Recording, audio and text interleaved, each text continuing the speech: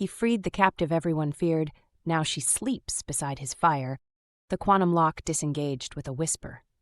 Drake Sullivan's fingers moved across the haptic interface, each gesture precise despite the sweat beneath his gloves. 30 seconds before the next security sweep. Blackstone detention complex stretched around him in concentric rings of reinforced steel. The leaked intelligence on his drive had painted a picture. Political prisoner, wrongful detention, corporate conspiracy, the kind of thing that made his trigger finger itch. The final lock released. The door slid open, revealing darkness. Drake stepped through, his low-light enhancement painting the space in shades of green. The cell was a cube, 4 meters on each side, no furniture, just restraints and her. She hung suspended in the center, magnetic cuffs at wrists and ankles holding her upright. A neural suppression collar wrapped her throat, its lights pulsing. IV lines ran from ports in her arms. Sleek blue-gray fur covered her body, darker along her spine, lighter across her chest. Her face held a feline cast, high cheekbones, pointed ears flat against her skull. Tall, nearly his height, built with lean muscle. Her chest rose and fell in sedated sleep. Maximum containment. Whatever she was, it scared them. Drake attached his bypass module to the restraint controller. The cuffs disengaged with soft clicks. She dropped forward, and he caught her, her weight warm against his chest. Her scent hit him, wild and foreign, like a storm mixed with something earthier. The alarm started screaming. Drake ran her body across his shoulders. Red emergency lights painted everything blood-colored. Security doors slammed shut in sequence. Behind him, barracks locks disengaged. She stirred, her muscles tense, trembling. The neural collar was active, but movement had disrupted the IVs. Whatever kept her compliant was fading. "Stay down," Drake commanded, taking a corner hard. "I'm getting you out." Her claws flexed near his hip. Guards rounded the corner ahead. Drake's pistol came up smooth. Flechette rounds dropped the first 2 guards. She moved. She twisted with impossible grace, legs wrapping his waist as she swung forward. Her claws raked across the 3rd guard's faceplate, shattering it and the skull beneath. She landed in a crouch, swaying, one hand pressed to the wall, her amber eyes with vertical pupils fixed on Drake with predatory intensity. "Move," she rasped, her voice rough and accented. "More coming." They hit the next checkpoint together. He covered high while she went low, her movements increasingly fluid as drugs burned away. She was brutal in close quarters, claws and teeth and speed. He provided precision at range. The hangar bay door stood between them and his ship. Drake worked the bypass while she stood watch, head cocked in that listening posture. 30 seconds, she said. The door opened. His Falcon-class courier waited beyond, small, fast, armed enough to discourage pursuit. They ran as weapons fire erupted behind them. Something hot sliced Drake's ribs, but he didn't slow. She stumbled on the ramp. He caught her arm, pulled her through. The ramp sealed as he hit emergency launch. The ship lifted, magnetic clamps releasing. Through the canopy, Drake saw hangar doors closing. He punched the throttle and the Falcon scraped through with centimeters to spare. Blackstone's defense grid came alive. Drake threw the ship into evasive patterns while the computer calculated jump coordinates. Behind him, her breathing came too fast, too shallow. "Strap in," he called. "Jump in 30. The lights flickered. His instruments went haywire, readouts spiking randomly. The jump computer reset twice. Drake twisted in his seat. She stood in the doorway, one hand braced against the frame. Her eyes had gone unfocused, pupils dilated wide. The neural collar sparked, then went dark. "Can't control it," she whispered. "The drugs, withdrawal, everything's too loud." The systems screamed. His jump drive cycled through coordinates before settling randomly. Blackstone's weapons fire was getting closer. He hit engage? Reality twisted. The jump drive tore space and pulled them through. Then they emerged with alarms blaring and half his systems offline. She collapsed. Drake caught her, easing her down. Her whole body trembled, sweat matting her fur. He checked navigation, verdant system, outer planets. The proximity alarm cut him off. 3 ships, military configuration. The comm crackled. "Drake Sullivan," Colonel James Harwick said. "I'm disappointed. Did you really think it would be that easy?" Drake's hand hovered over weapons. Useless. 3-to-1 odds with systems still recovering. The intel, he said slowly, you fed it to me. Of course, the asset needed to become a fugitive before we could proceed. You're predictable, Drake. Show you injustice, and you charge in without thinking. She stirred in his arms. When she spoke, her voice carried across the channel despite no microphone being near. He knows, she said, about my people, about what we can do. Electromagnetic manipulation, Harwick confirmed. Your entire species could render every gun, every ship, every defense grid inert. That's a threat. Drake felt her tense, felt the air charge. So you imprisoned her, Drake said, stalling while his jump drive cycled. Why? Research. Her neural structure holds the key to replicating the ability. Imagine humanity with that power. Complete military superiority. You mean profit, Drake corrected. How much is Atlas Security Solutions paying you? Harwick laughed. Enough. Now power down. The asset returns to custody. You'll be detained for trial. Treason carries a death sentence. The jump drive turned green. Drake met her eyes. She looked back with calculation and something that might have been hope. Do you trust me? He asked quietly. Her pupils narrowed to slits. She nodded once. He punched the jump command. The Falcon tore reality open. Behind them, Harwick's gunships fired on empty space. The navigation computer was scrambled, coordinates randomized. They emerged in atmosphere. Verdant 4 spread below in green and blue. The ship bucked as it hit air too fast, too steep. Alarm screamed before systems failed. Seconds left. Hold on, Drake commanded. She wrapped herself around him as the Falcon plowed through trees that exploded into splinters. Metal screamed. The world spun. Something massive brought them to a halt that felt like being compressed into his own spine. Then silence. Drake's ears rang, his ribs screamed, blood ran down his temple, but he was breathing. She unwound herself, moving carefully. Her hands found his face, examining his injuries. Her claws were retracted, her touch delicate. You're bleeding, she observed. You're not. I heal faster. She helped him from the cockpit. The Falcon had buried its nose in soil and roots. Through the cracked canopy, Drake could see they'd carved a trench through virgin forest. Trees stood like sentinels, their canopy thick enough to hide the ship. For the moment they were hidden. She sank down against the bulkhead. They'll come for us. I know. You freed me. Why? Drake pressed a hand to his bleeding side. The intel said wrongful detention. The intel lied. Yeah, so what are you? She opened her eyes. My people can sense and manipulate electromagnetic fields. Natural defense. We learned to hide it after first contact. Seemed primitive, but Atlas Security Solutions found out. Captured me. They want to dissect my neural structure, replicate the ability. And your people? If they learn we've been hiding our capabilities, every species will see us as a threat. Quarantine at best, extermination at worst. Drake processed this. So Harwick set me up to break you out. Easier to kill you as an escaped fugitive. Yes, and I just painted a target on both our backs. She smiled, predatory. Welcome to my world, Drake Sullivan. He should have been angry. But looking at her, exhausted and dangerous and alive, he couldn't regret it. We need to move, he said, pushing to his feet. They'll track the crash, maybe an hour. She stood with him. Where will we go? Drake grabbed a survival pack and started loading supplies. Rations, water purification, medical kit, ammunition. His hand hovered over the emergency beacon before deliberately leaving it behind. Away from here, find cover, stay alive long enough to figure out next steps. She watched him work. You realize this makes you a traitor. Yeah, they'll hunt you like they hunt me. I know. Then why? Drake met her eyes. Because what they're doing is wrong. Because you're not a weapon to be exploited. He shouldered the pack. Because it's the right thing to do. Something shifted in her expression. The wariness softened. My name is Ashira, she said. He extended his hand. After a moment, she took it, her grip firm. Drake, come on, Ashira. Let's get you somewhere safe.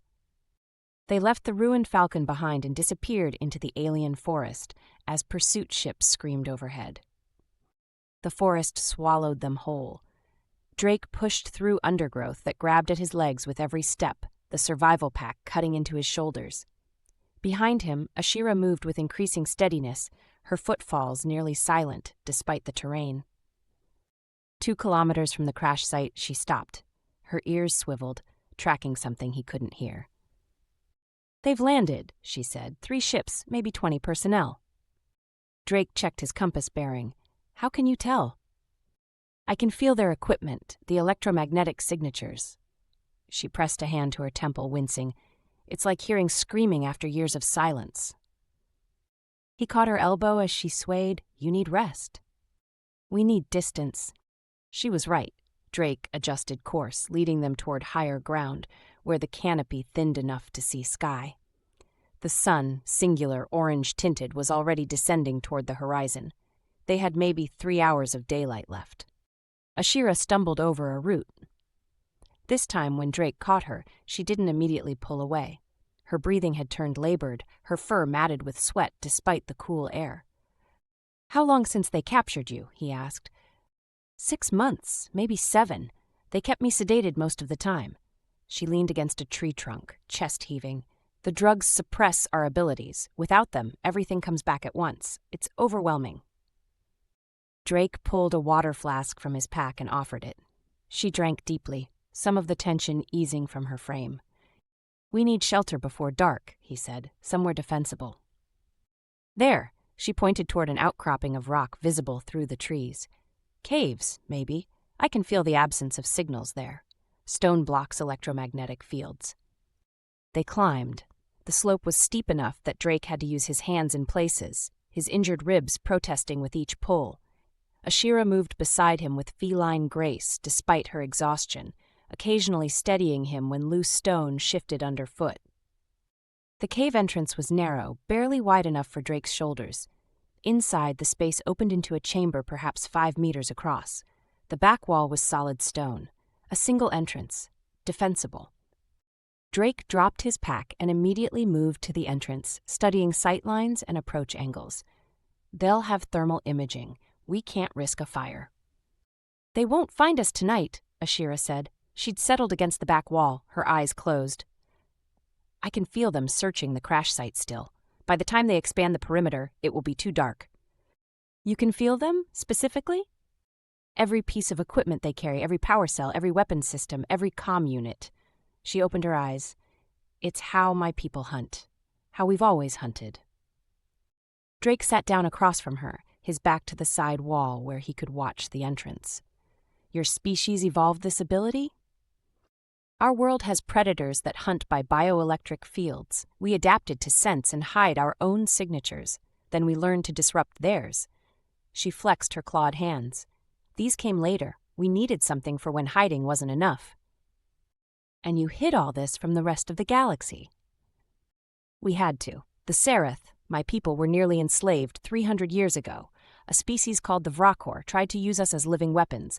We barely won our freedom. Since then, we've been careful. Primitive, they think. Barely spacefaring. No threat." Drake pulled ration bars from his pack, offering her one. She sniffed it cautiously before taking a small bite. "Until Atlas Security Solutions figured it out," he said. "They captured one of our scouts, dissected her before we could recover the body." Ashira's voice went flat. "They learned enough, knew what to look for. I was on a diplomatic mission when they took me, made it look like pirates." "I'm sorry." "Why?" She looked at him directly. "You didn't know. You were trying to help." "Doesn't change that I made things worse." "Or better." She set the ration bar aside, half-eaten. "If I'd stayed in that cell, they would have eventually cracked my neural structure, learned how to replicate our abilities. Within a generation, every human weapon system would be able to do what I can do." Drake thought about that electromagnetic pulse on demand. "Among other things, your weapons wouldn't work, your ships wouldn't fly, your cities would go dark." She met his eyes. "And then someone would figure out that the same principles that disrupt machines also disrupt neural tissue. Brains run on bioelectric impulses, too." The temperature in the cave seemed to drop. "You could kill with it," Drake said quietly. "We can. We don't. That's the discipline my people have maintained for 300 years. We could have conquered half the galaxy if we'd wanted to." She wrapped her arms around herself. But we chose isolation instead. Chose to seem weak so no one would fear us enough to destroy us preemptively. And I just destroyed that strategy by breaking you out. Harwick destroyed it by capturing me in the first place. You just accelerated the timeline. Ashira leaned her head back against stone. The question now is what happens next. Drake considered their options. None of them were good. Atlas Security Solutions will keep hunting.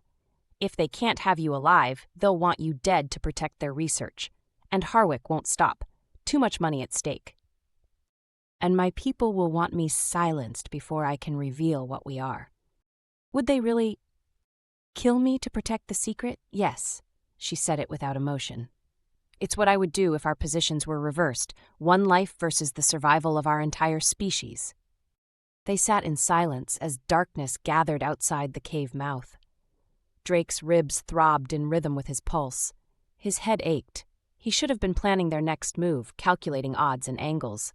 Instead, he found himself watching Ashira in the dimness, the way shadows played across her furred features. For what it's worth, he said, I don't regret it. She turned to look at him. You should. Your life is over. Everything you were, everything you could have been, gone. Maybe. Or maybe I was never meant to be a soldier following corrupt orders in the first place. Drake shifted, trying to find a position that didn't make his ribs scream. I spent 10 years in special forces, killed people because commanders said they needed killing, freed people because intel said they needed freeing, never questioned it, just did the job. And now I know the intel lies, the commanders sell out, the job is just whatever keeps money flowing to the right people. He met her eyes. You're the first mission in years where I knew exactly what I was doing and why. Rescuing a monster? Rescuing someone who isn't. Drake smiled despite the pain. That's the difference. Ashira studied him for a long moment. Then she moved, crossing the space between them with fluid grace. She settled beside him, careful not to jostle his injuries. Her warmth was immediate, her presence solid against his side. You're either very brave or very stupid, she said. Probably both. She made a sound that might have been a laugh. Then we're well matched. I'm the fool who got captured in the first place. And I'm the fool who freed you. Yes, you are. She rested her head against his shoulder. Thank you for that. Drake felt the rumble of a purr vibrate through her body into his. The sound was soothing, almost hypnotic. His hand found its way to her arm, fingers brushing through soft fur. Outside, night fell completely. Somewhere in the darkness, men with guns and orders searched for them. Tomorrow would bring new dangers, new hunts, new impossible odds. But for now, in the temporary sanctuary of stone and shadow, they had this moment. Predator and soldier, fugitive and traitor. Two people who shouldn't have met, shouldn't have trusted, shouldn't have survived. Drake's eyes grew heavy. The warmth of her body, the steady rhythm of her breathing, pulled him toward sleep despite every instinct screaming to stay alert. Rest, Ashira murmured. I'll keep watch. I can feel them if they get close. You need rest too. I'll wake you in a few hours. We'll trade. It was a bad tactical decision. Both of them should have stayed alert, taken proper watch rotations, but Drake was beyond caring about proper tactics. His body demanded sleep, and some part of him, the part that had chosen to free her despite the consequences, trusted her completely.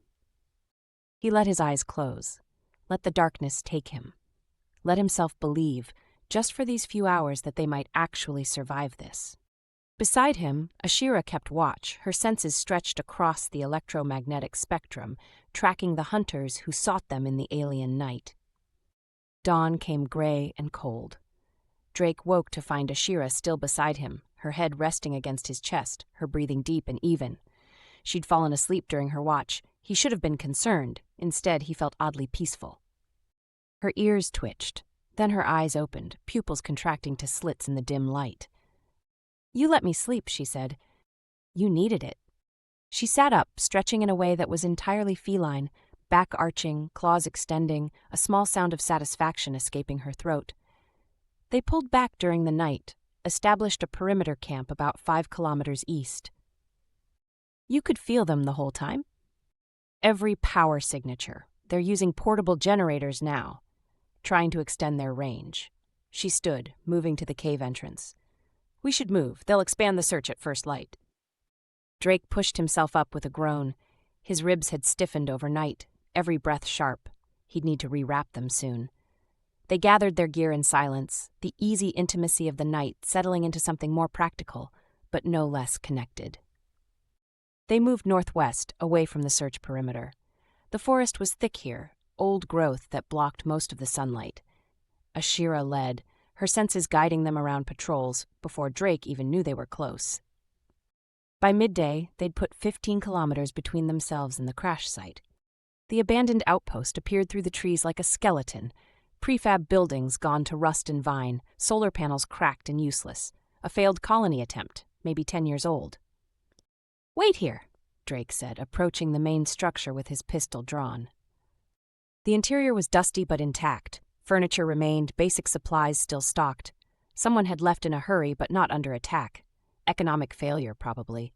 The colony venture had gone bust and the settlers had shipped off-world. Clear, he called. Ashira entered, her nose wrinkling at the stale air, but her posture relaxed fractionally. No active power systems. I can't even feel residual charge. This place is dead. Which makes it perfect. Drake moved to what had been a communications room. Equipment remained, old but potentially functional. If I can get power running, I might be able to tap into secure channels, find out what's really happening. You think you can fix this? I've done field repairs on worse. He set down his pack, but I'll need a few hours. Ashira nodded and moved to the window, taking up a watch position. Drake began working, his hands moving through familiar patterns, testing circuits, replacing corroded connections, jury-rigging power from the building's emergency batteries. 2 hours later, the system hummed to life. Drake accessed the secure military channels he still had credentials for, expecting them to be disabled. They weren't. Sloppy. Harwick must have assumed he'd died in the crash. Message traffic scrolled across the screen. Standard operations chatter, supply requisitions, personnel transfers. Then he found the private channel, the one reserved for classified operations. His stomach went cold as he read. Ashira. She was beside him in an instant, reading over his shoulder. The message was from Harwick to Atlas Security Solutions Corporate Command. Details of the operation, timeline for asset recovery and termination. But that wasn't what made Drake's blood run cold. It was the attachment, a proposal for Phase 2 homeworld acquisition. The Serath homeworld, coordinates, population estimates, strategic value. Recommended approach, quarantine scenario, medical emergency declaration, then forced research cooperation with any specimens who survived the initial pacification. They're planning an invasion, Ashira whispered.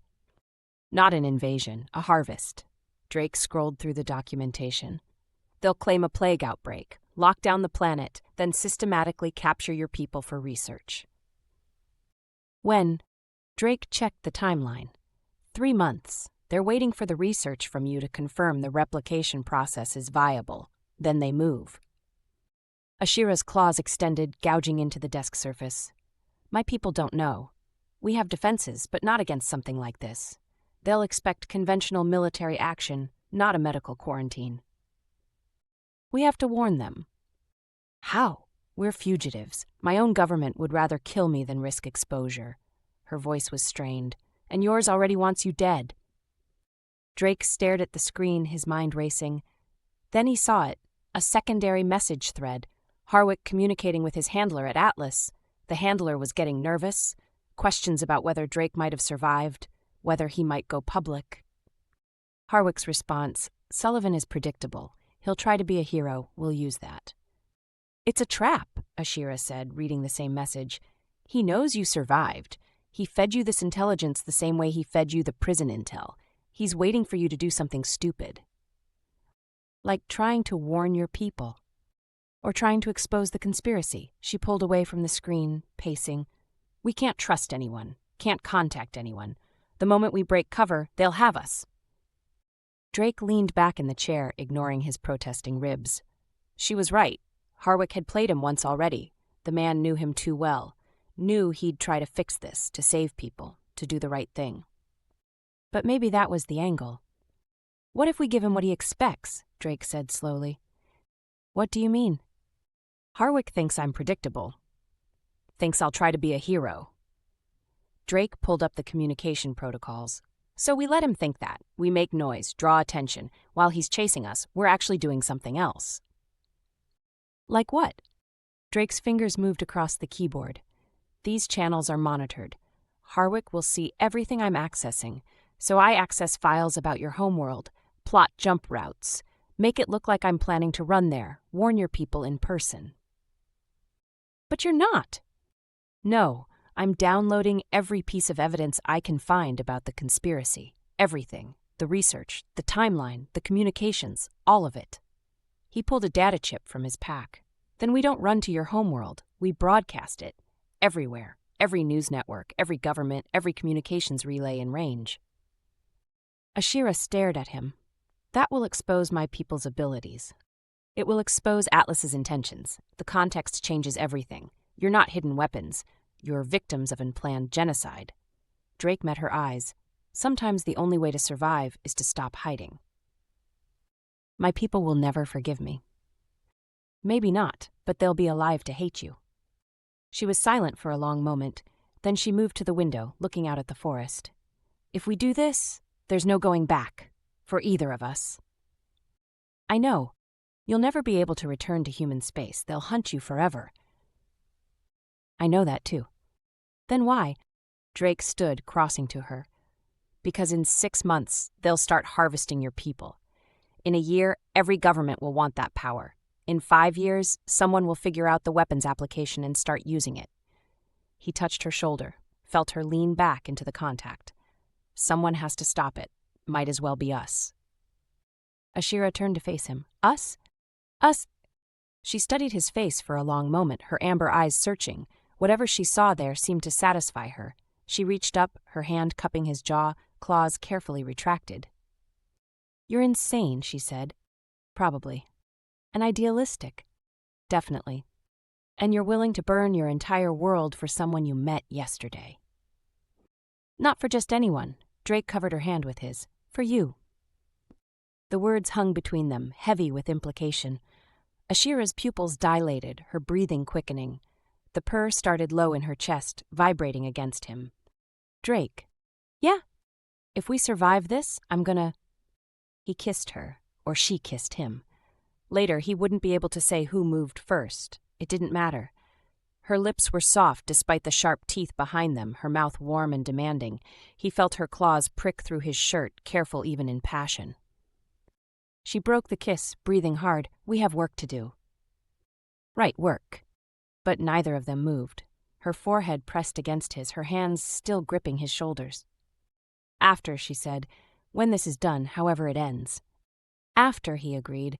She stepped back, composing herself. How long to download everything?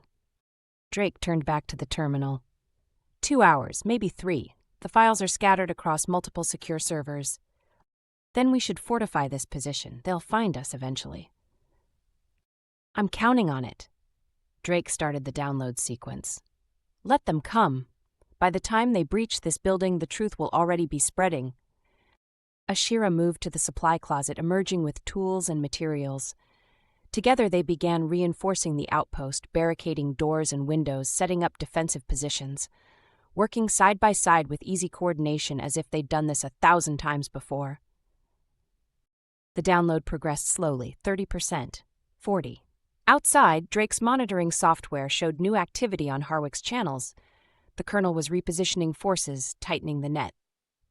He knows, Ashira said, reading the same data. He's figured out what we're doing. Good. Let him scramble. He's still thinking we'll run. Drake checked the download progress, 60%. But we're not running anymore. No, Ashira agreed, checking the charge on a rifle she'd found in the armory. We're not. 70%. Drake could feel the noose tightening, forces converging, Harwick's trap springing shut. Except this time, Drake wasn't the one caught in it. 90%. The first gunships appeared on the horizon. The download hit 100% as the first gunship settled into hover position 300 meters out. Drake ejected the data chip and sealed it in a waterproof case, strapping it beneath his shirt. Everything? Ashira asked from her position by the window. Everything. Research files, communication logs, the Phase 2 proposal, enough to bury Atlas and everyone involved. If we live long enough to transmit it. Drake moved to the weapons locker. 3 rifles, ammunition, grenades. Not enough to win, but enough to make it costly. How many? Ashira's eyes unfocused, sensing 2 gunships, ground team of 12 from the east. Harwick is with them. He wants to be here for the finish. Can you blame him? She glanced at Drake. We're about to destroy everything he's worked for. Drake checked his rifle. The communications array on that lead gunship. Can you disable it? Probably, but they'll know what I am. They already know. Time to make it work for us. Ashira smiled, all teeth finally. The gunship's speakers crackled. Drake Sullivan, Ashira of the Serath. You're surrounded. Power down and exit the structure. 60 seconds to comply. Drake moved to the communications panel. I need 3 minutes. Can you give me that? I can give you 5. Ashira closed her eyes, her body going still. Get ready. The air pressure changed. Drake felt it in his ears, a building tension like before lightning strikes. The lead gunship's engines died. The craft dropped 2 meters before emergency repulsors caught it. Every light went dark. Weapon systems powered down. The second gunship opened fire immediately. Drake hit the deck as rounds punched through walls. Ashira rolled behind cover, her concentration broken. The lead gunship systems flickered back online. Can't hold both, she gasped. Too much. Then we do this the hard way. Drake came up firing. The second gunship banked away, gaining altitude. Upload sequence starting, 2 minutes. The transmission would broadcast on every frequency simultaneously. Civilian, military, commercial, emergency. The data would hit every relay within 100 light-years. The ground team emerged from the tree line, professional spacing, good cover, Atlas contractors, Harwick's best. Drake aimed at the closest contractor and squeezed. The man dropped. The others found cover, returning disciplined fire. Ashira moved to the opposite window. 3 flanking south side. Take them. She vaulted through the window in one fluid motion. Drake heard shouting, screaming, silence.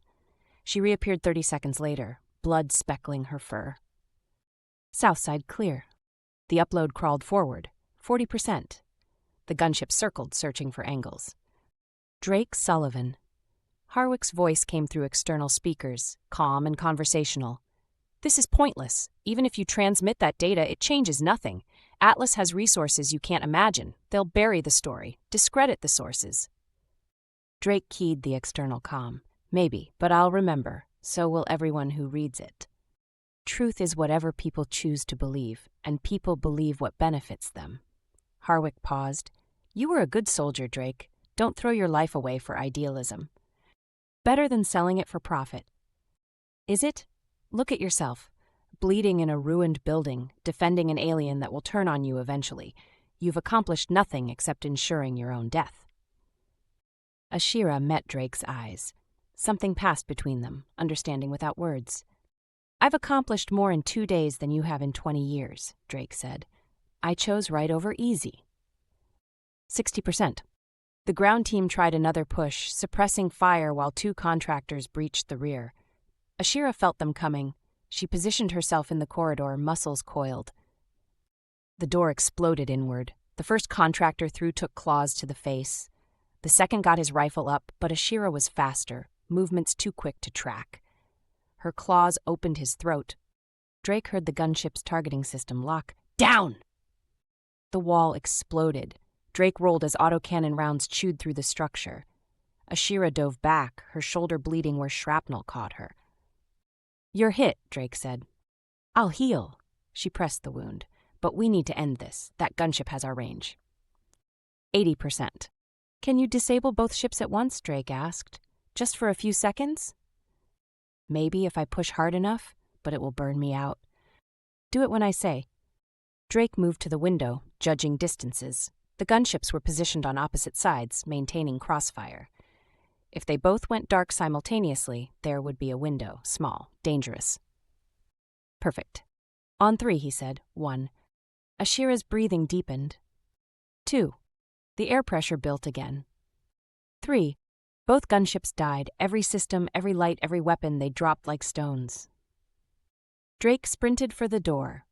The upload hit 90%, 20 seconds before the gunships recovered. He ran toward the fallen lead gunship, Ashira matching his pace. The craft had crashed 30 meters from the outpost, hull crumpled but intact. The boarding ramp was open. "What are you doing?" Ashira demanded. "Improvising." He hit the ramp at full speed. The gunship's interior was chaos, equipment torn loose, emergency lighting red. Drake found what he needed in the weapons bay, a tactical transmitter with its own power source. "Help me get this out," he said. Together, they hauled the transmitter onto the ramp. Heavy, military grade, enough broadcast power to punch through any jamming within 100 kilometers. The gunship's systems flickered online. Drake heard the pilot cursing. "Go," Drake told Ashira, "get clear." "Not without you." She grabbed his collar and pulled him off the ramp. They hit the ground and rolled as the gunship's weapons came alive. Autocannon fire tore through the space they'd occupied. But Drake had the transmitter, and the upload had hit 100%. He activated the tactical transmitter's emergency broadcast mode, every frequency. Maximum power. The data chip's contents began transmitting, spreading across every network in range. Harwick's voice cut through the chaos. "All units, fall back. Repeat, fall back. Mission is compromised." The gunships lifted away. The surviving ground team melted into the forest. Within 60 seconds, they were alone. Drake and Ashira lay in the dirt, breathing hard, watching the gunships disappear. "Did it work?" she asked. Drake checked his equipment. The data was spreading, jumping from relay to relay. Already it had reached 3 systems. Atlas couldn't stop it now. "Yeah," he said, "it worked." Ashira started laughing, wild, edged with exhaustion and relief. Drake joined her, the two of them lying in ruins, laughing like lunatics. When the laughter faded, Ashira rolled onto her side, facing him. Blood matted her shoulder. Dirt streaked her face. She'd never looked more beautiful. "We did it," she said. "They'll still hunt us." "I know. My people will disown me." "Probably. And we have nowhere to go." "Actually," Drake said, pulling up a map, "I know a place. Remote. Off major trade routes. Failed colony planet. Still habitable." "You want to become a hermit?" "I want to be somewhere they won't find us. At least not for a while." He met her eyes. "Unless you have other plans." Ashira was quiet. Then she reached out, her hand finding his, claws retracted. No other plans. They lay there as the sun climbed higher, 2 fugitives in the wreckage of their old lives. Somewhere, the data was causing chaos. Governments scrambling, Atlas doing damage control, the Serath realizing their secret was exposed. But here none of that mattered. Drake pulled Ashira close, careful of her shoulder. She curled against him, her purr vibrating through both their bodies. Her head rested on his chest, her ear over his heart. "Thank you," she said quietly. "For what?" "For seeing me, not the weapon, just me." Drake's hand stroked through her fur. "Thank you for trusting me." "We're probably going to die out there," she said, "on whatever remote world you're planning." "Probably." "Good." She lifted her head, amber eyes meeting his. "I'd rather die free with you than live caged and alone." He kissed her then properly. No urgency, just connection, deep and real. Her claws pricked his back through his shirt, not painful, just present. A reminder of what she was and how much trust it took to be this gentle. When they pulled apart, the sun had shifted, afternoon light slanting through trees. "We should move," Drake said. "We should," Ashira agreed, settling more firmly against him. They stayed 5 minutes longer, stealing time, before finally rising to face whatever came next. 6 weeks later, Drake woke to the smell of cooking meat and the crackling of fire. He pushed himself up on one elbow, looking across their small camp to where Ashira crouched by the flames, turning something on a makeshift spit. The remote world they'd chosen had no name, just a designation, Verdant the Seven. Dense forests, clean water, game animals that hadn't learned to fear predators yet. No settlements, no satellites, no one looking for them. Paradise in its own rough way. "You're supposed to be resting that shoulder," Drake said. Ashira glanced back at him, her amber eyes catching the firelight. "It's healed, has been for 3 weeks. Still, you're worse than a mother hen." But she was smiling as she said it. Drake stood and crossed to her, settling beside the fire.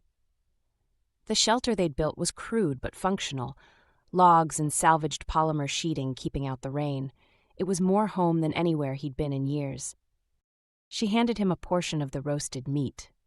Some local animal they'd started calling rabucks for their long ears and antlered heads. The taste was gamey but filling. They ate in comfortable silence, the kind that came from weeks of living in close quarters, learning each other's rhythms. The way she liked to hunt at dawn. The way he needed coffee, real coffee from their dwindling supplies, before he could function. Small domesticities that felt more intimate than anything that had come before. "I've been monitoring the broadcasts," Ashira said eventually. "The fallout is worse than we thought." Drake had rigged a receiver from salvaged parts, keeping passive watch on communications traffic. No transmissions out, that would give away their position, but they could listen. "How bad?" "Atlas Security Solutions has dissolved. The executives are facing trial on 6 worlds. Harwick is dead." Drake looked up sharply. "Dead?" "Killed himself before they could arrest him. Left a message claiming he was just following orders." Ashira's voice was flat. "Coward to the end." Drake processed that. Part of him had wanted to face Harwick again, to see justice done properly.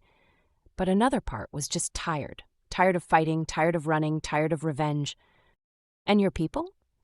"That's the complicated part." Ashira set down her food. "The Serath government initially wanted to execute me in absentia. Treason, exposure of state secrets, endangering the species. Standard authoritarian response. Initially, then something interesting happened. Other species started offering alliance.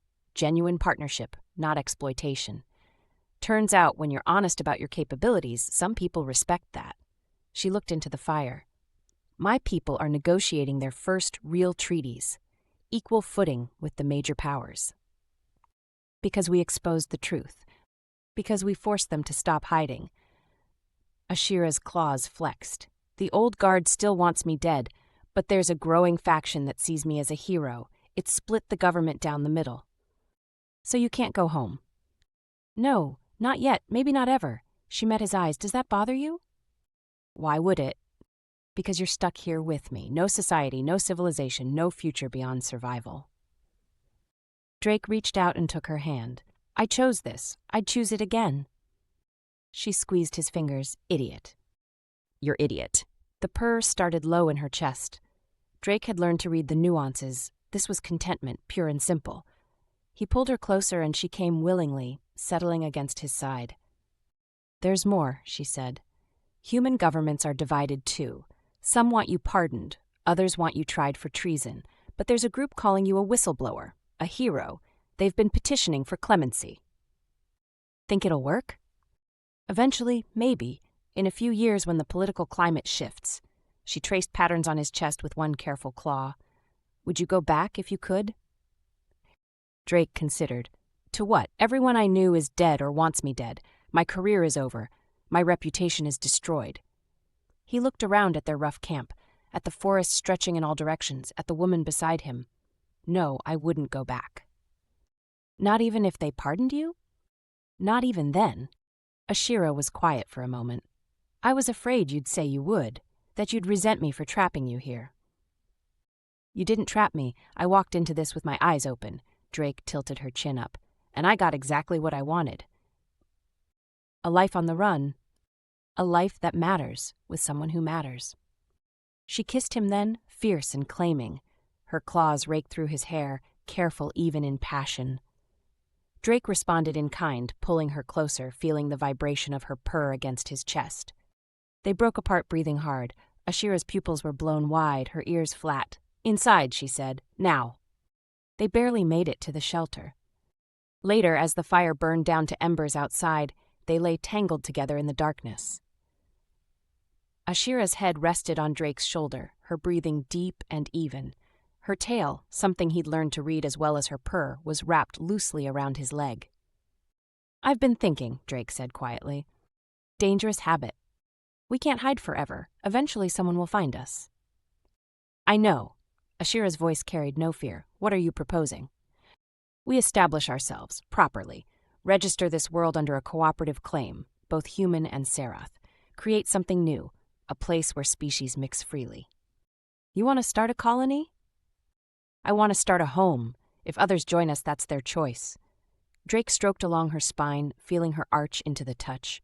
But we do it right. No secrets, no exploitation, just people trying to build something better. Ashira was quiet for a long moment. That's ambitious. You have a better idea? No, I think it's perfect. She lifted her head, looking at him in the darkness. You know they'll come. The curious, the desperate, the outcasts. We'll end up responsible for them. I know.